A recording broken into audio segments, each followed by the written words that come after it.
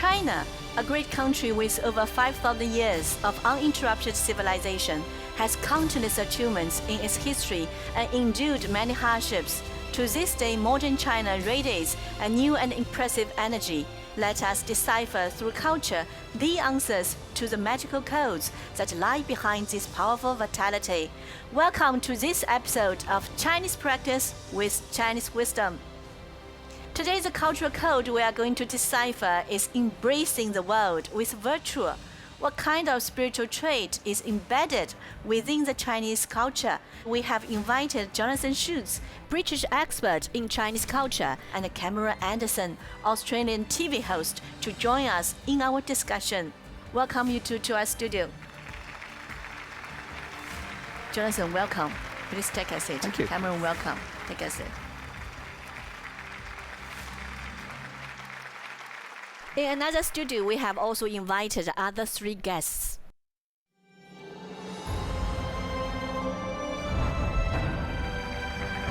Professor Hao Li Shing, Professor Wen Haiming, and British sinologist Dr. Benjamin Coase.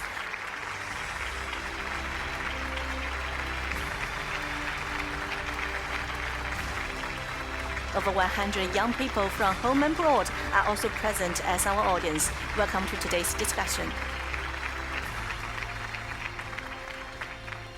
Before we start today's discussion, let's watch a short video. I think Chinese people are very kind and they just embrace like foreign cultures with open hands. Chinese people is so kind, it's very helpful. They help, they're open mind. I think China respect our culture and China is inclusive. There is no distinction, there's no difference, there's no issue of any racial difference. I enjoy this place and it's a home away from home. In the video, many people mention the Chinese people's qualities such as kindness, tolerance, and enthusiasm for helping others. They all reflect the wisdom of embracing the world with virtue in traditional Chinese culture. Next, let's see how we write it in Chinese.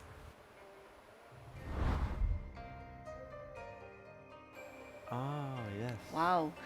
To help everyone better understand the Chinese Asian phrase, so let's invite our old friend Uncle Hans to analyze the Chinese character.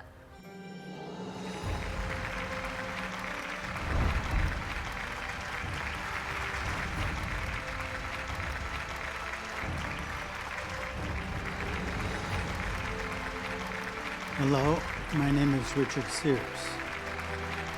Today, let's talk about the character De.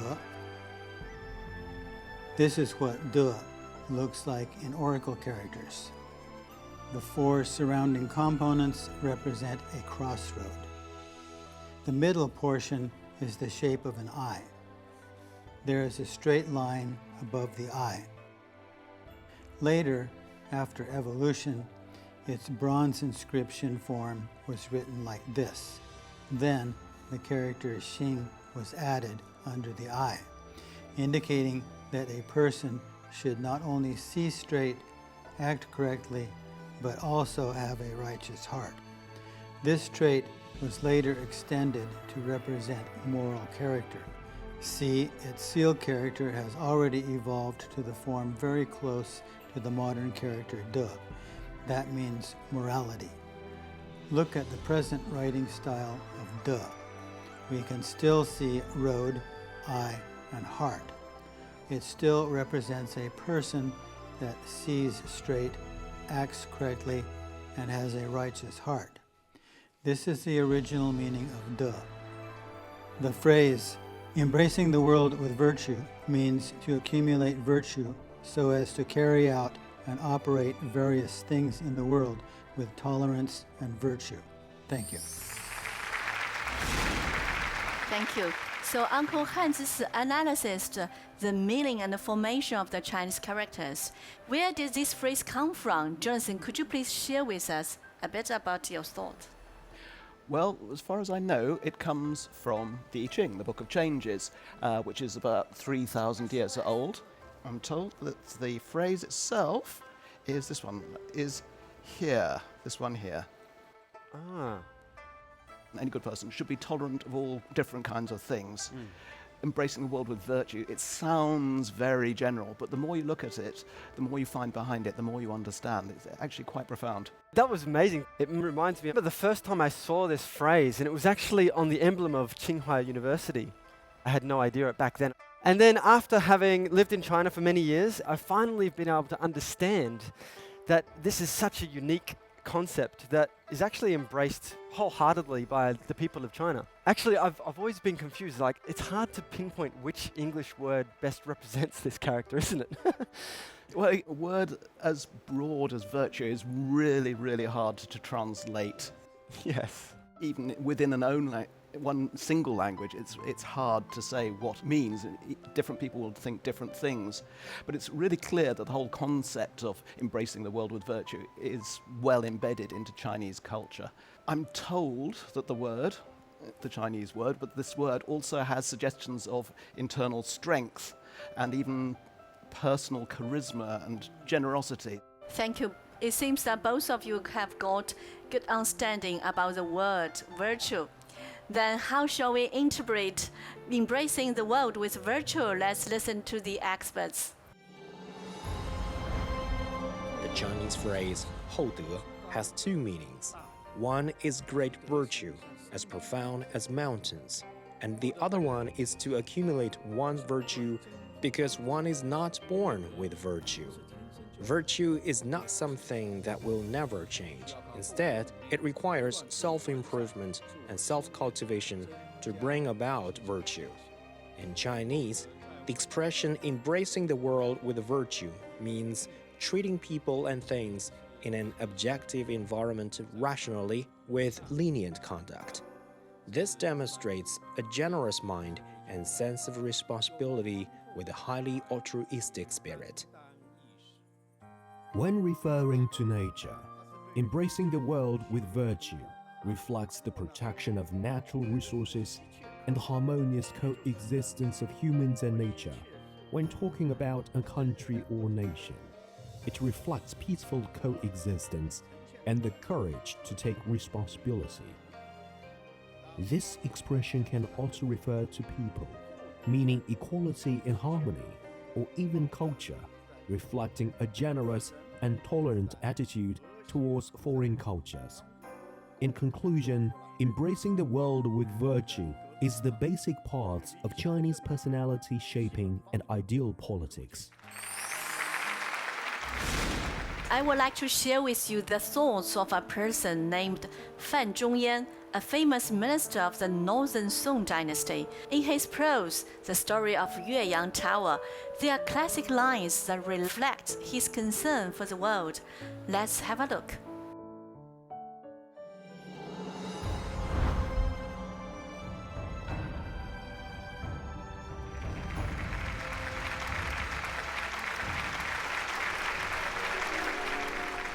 "嗟夫！欲长求故人人之心，或异二者之为，何哉？"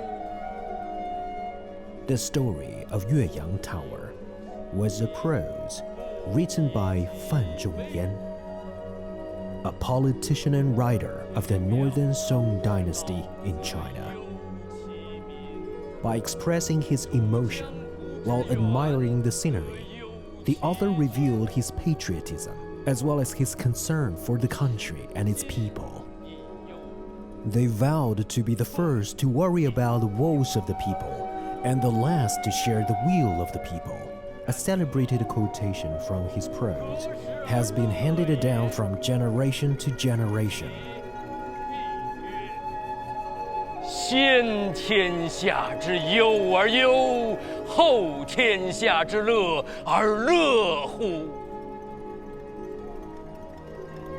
噫！微斯人，吾谁与归？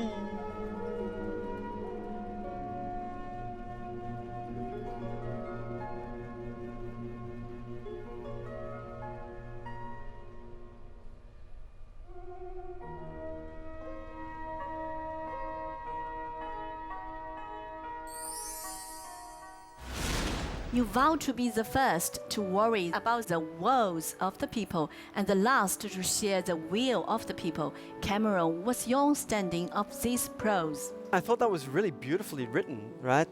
This way of thinking is extremely contagious. And just like it was clear that Fan Zhongyan held the people's feelings in his heart as the number one position. And this also gave the people a great reason to build up their own morals. The idea of a virtuous leadership is common to many, if not most, cultures, but perhaps it's most directly outspoken and most embedded into the culture here in China. Right. There's an old Chinese saying that you have to manage yourself and your family well, and then you can manage the country and beyond. And that's why, from ancient China onwards, people, especially those in public positions, were always working to become the best versions of themselves that they could be. It has to come before everything else. Exactly, Jonathan. The concept of embracing the world with virtue subtly influences the behaviors and values of the Chinese people. Similarly, it has also affected our attitude towards foreign cultures and civilizations. Next, let's watch a dance that will take us back to the Tang Dynasty.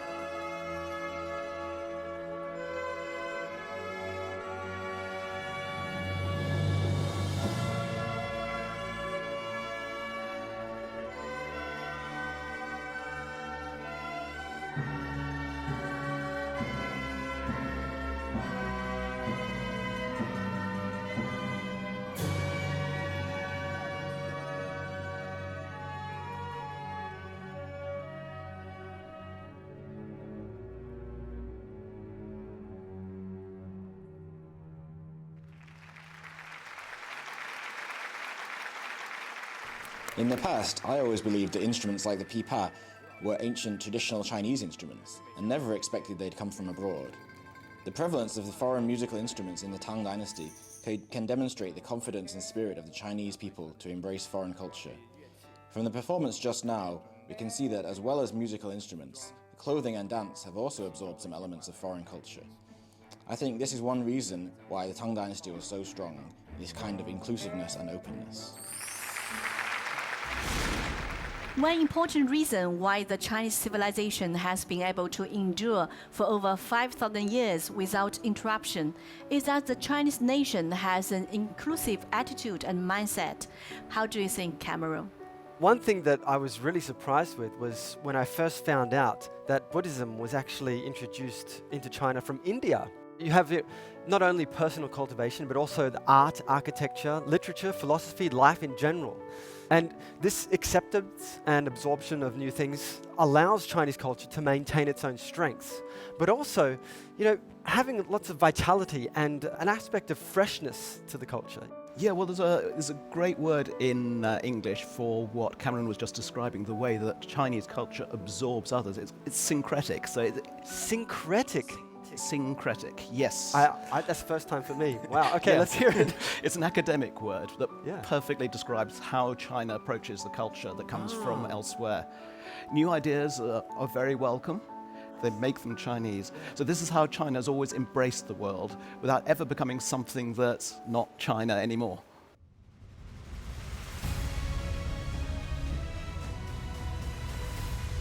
As we enter the 20th century, members of the Communist Party of China took on the responsibility for the fate of the country, continuously cultivated their willpower and morality, and finally undertook the historic mission of changing China.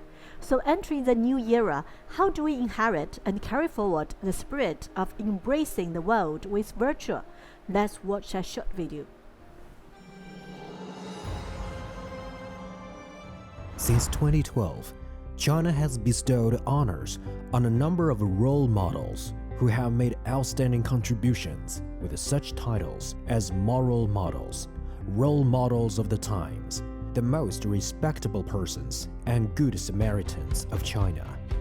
They include Wang Jicai, the island militia sentry, who dedicated his life to safeguarding China's east coast. Zhang Guimei, who lit up the dreams of mountain girls in their aspiration to attend college. Nan Rendong, the founding father of the FAST telescope, who took on the great responsibility of national rejuvenation. Zhao Yafu, who has spent his whole life in the countryside, leading farmers to prosperity. And the Chinese astronauts, who realized China's space dream. Their noble character is rooted in the profound cultural treasure of the Chinese people, and their heroic deeds show the spiritual power of the era and set an example for the whole nation. When you travel around China, even if you don't speak or read Chinese, you begin to recognize that there are certain characters that are posted everywhere. They crop up again and again.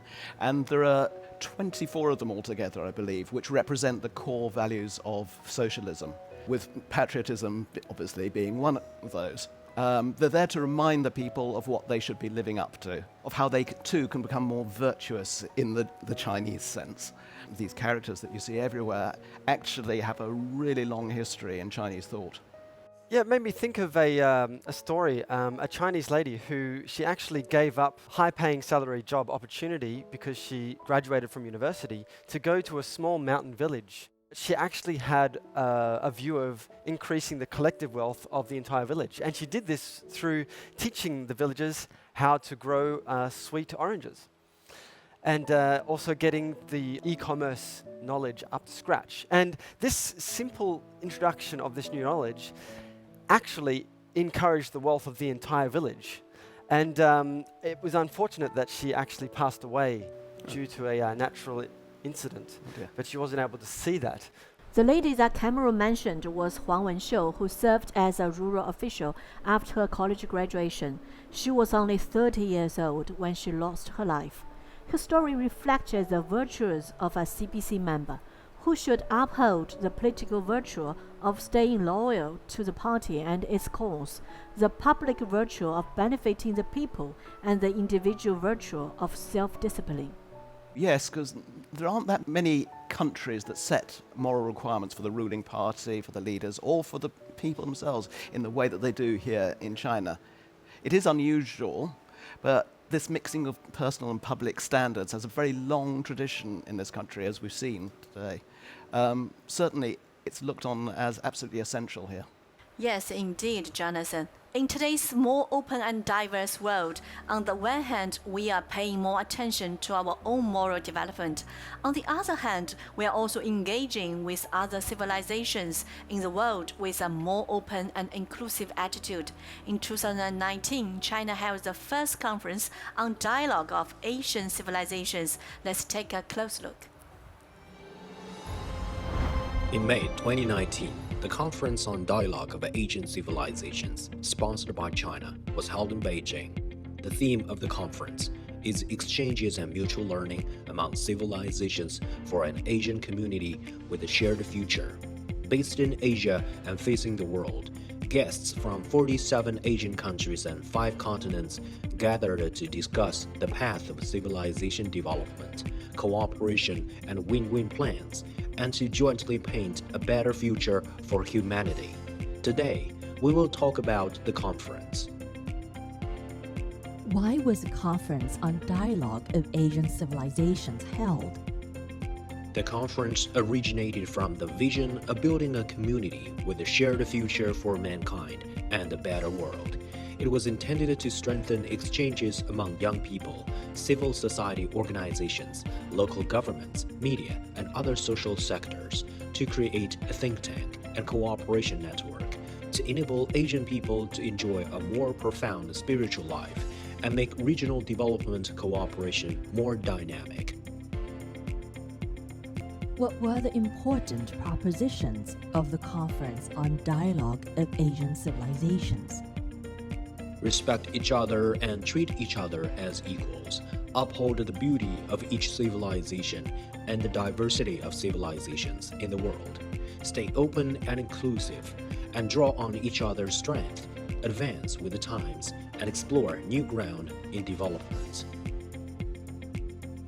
How effective was the Conference on Dialogue of Asian Civilizations? The conference held a grand opening ceremony, simultaneous forums, an Asian Culture Carnival, and the Asian Civilization Week. Through these diverse forms, the conference had achieved fruitful results. The 2019 Beijing Consensus of the Conference on Dialogue of Asian Civilizations was released. Multilateral and bilateral cooperations were initiated, and supporting documents were signed. 26 project results and research reports in 4 major categories were released, providing important opportunities for promoting exchanges and mutual learning among Asian civilizations. It was also creating the building of a community with a shared future for mankind. The Conference on Dialogue of Asian Civilizations has established a very important platform for exchanges and mutual learning among civilizations in Asia and worldwide. Yeah, it's always good to see dialogue, isn't it? You'll always have contradictions between cultures, and so it can only be positive where there are forums where these can be discussed openly, all more so in times where there's tension and conflict increasing around the world. This is all about embracing the world again, the first part of our statement.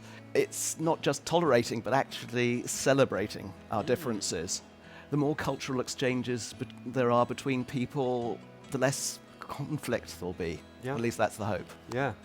Yes, you are right. In the garden of world civilizations, exchange will replace estrangement, mutual learning will replace clashes, coexistence will replace a sense of superiority, and the beauty of each civilization will be cherished and respected.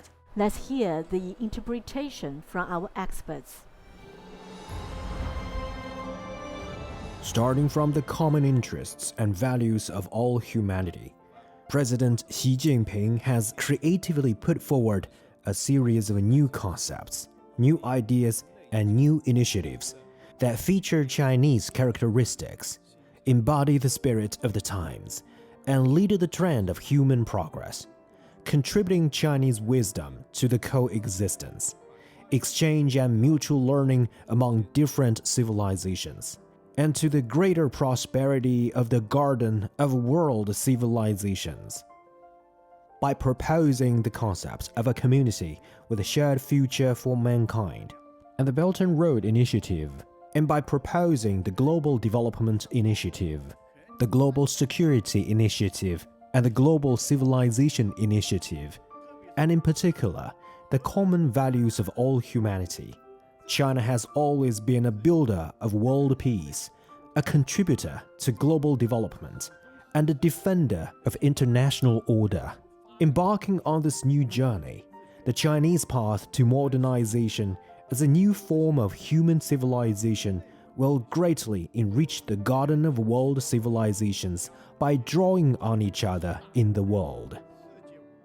When I was studying in the UK, I didn't have the opportunity to learn much about Chinese culture or philosophy. Later, when I came to China first to study and then to teach, I found that to study here, all students need to learn about both Chinese and Western schools of philosophy, enabling them to see clearer the features and limits of different cultures, traditions, and mindsets.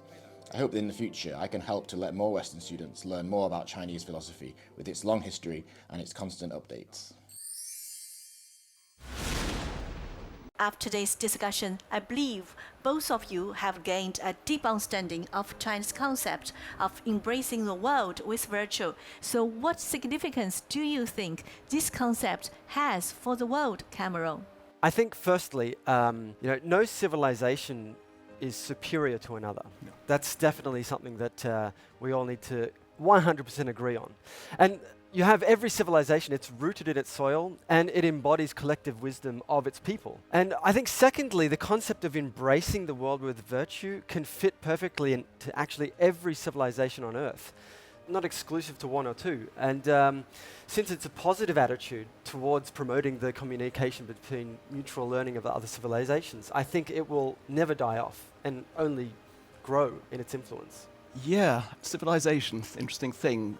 The American writer Ralph Waldo Emerson, he wrote an essay which defined American civilization at a very difficult time when the emancipation of the slaves was about to pull the whole country into civil war. And he put morality at the heart of it. And at the same time, he made it clear that not all civilizations look the same. Right. So he was saying much the same thing as the ancient Chinese wisdom we've been discussing. That's interesting, yeah. Of course, his essay was inward-looking at America only. Right. But the whole point of it's in the phrase, embracing the world with virtue. It's about the whole world. It's outward-looking. And if China is taking an active role in bringing world civilizations together with a number of global initiatives that we've been talking about, this can only be welcome. Yeah. Thank you, both of you, for sharing your thoughts with us today. The inclusiveness of Chinese civilization defines the open-mindedness of Chinese culture to embrace and draw on other cultures. Since ancient times, the Chinese people, with the qualities of being strict with themselves and lenient with others, and with an open and tolerant mind, have never forgotten their origins, absorbed foreign cultures, and kept the future in mind. This has made the Chinese civilization the only uninterrupted civilization in human history, lasting for over 5,000 years. We believe that traditional Chinese wisdom will definitely integrate with different civilizations around the world and work together to build a world of lasting peace and common prosperity. I would like to invite both of you to affix the engraved seal to end today's program. Yes.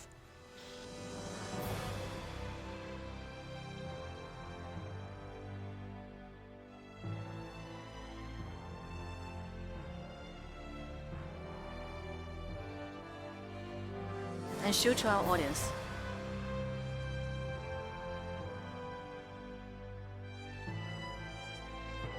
Thank you for watching today's episode of Chinese Practice with Chinese Wisdom. Bye for now.